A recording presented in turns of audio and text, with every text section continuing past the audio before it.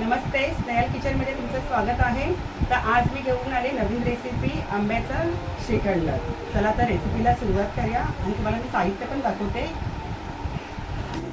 चला तर आता तुम्हाला मी साहित्य दाखवते आहे। तर मी हे पाव किलो दही घेतलेलं आहे। हा दही मी 4 तास ठेवून त्याचं पाणी काढून पूर्ण घेतलेलं आहे। हे मी आंबा घेतला आहे, वेलची घेतलेली आहे, हे बदाम घेतलेलं आहे आणि हे मी केशर घेतलेलं आहे आणि ही साय घेतलेली आहे दुधावरची। तर हे बघा, मी हा आंबा आहे ना मिक्सरमध्ये अगोदरच मी वाटून घेतलेला आहे आणि त्याच्यामध्ये मी म्हणजे हा आंबा खूप गोड होता, त्याच्यामध्ये मी जास्त साखर टाकलेली, 2 चमचे मी साखर टाकलेली आहे चवीनुसार। तुम्हाला जसं पाहिजे तसं तुम्ही टाकू शकता। चला तर आपण हा मी दही आहे ना हे चांगलं किसून घेते, म्हणजे बारीक करून घेते असं हे करून।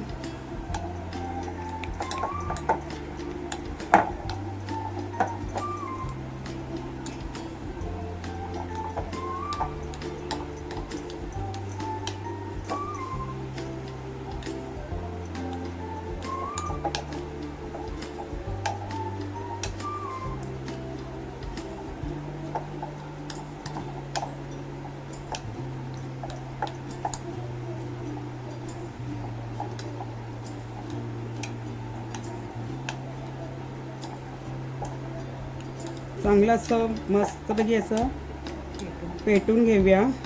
चांगलं क्रीम कसं असतं तसं क्रीमसारखं व्हायला पाहिजे हे जरा, म्हणजे त्याचे गुटल्या गुटल्या राहतात।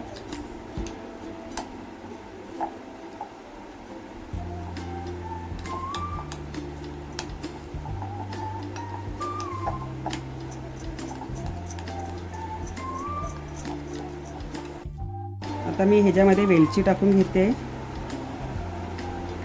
अर्धा चमचा छोटासा म्हणजे। आणि हे मी आता मिक्सरला हेच पूर्ण लावून घेतलं होतं, सगळं टाकते आंब्याचा हे रस पूर्ण।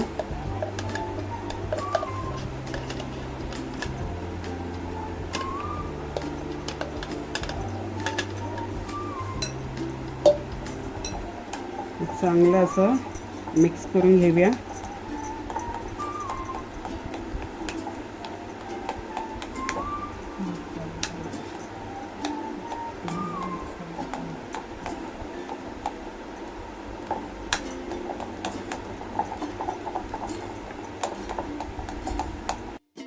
हे पूर्ण मी आता हे बघा असं चांगलं मिक्स करून घेतलेलं आहे।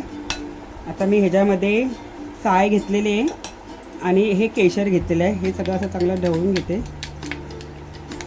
आणि पूर्ण ह्याच्यामध्ये टाकते, मिक्स करते म्हणजे।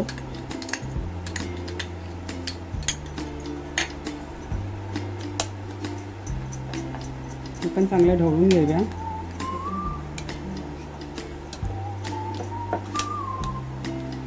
बदाम टाकते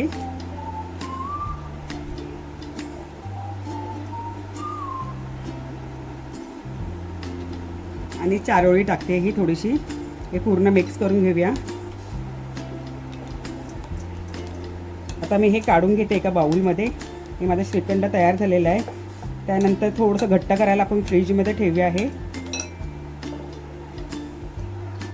आता मी याच्यावरती बदाम आणि चारोळी टाकून घेते। हे बघा, माझं हे श्रीखंड तयार झालेलं आहे। तर तुम्हाला आवडली असेल तर नक्की लाईक करा, शेअर करा, सबस्क्राईब करा आणि बेल बटन दाबायला विसरू नका आणि नक्की कमेंट करा। बघा, माझं श्रीखंड खूप सुंदर दिसतंय।